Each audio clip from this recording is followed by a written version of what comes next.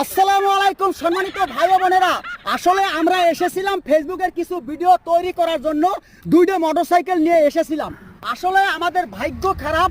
আসলে আমরা কলম আমাদের এই পানির ভিতরে আমাদের মোটরসাইকেল পড়ে গেছে।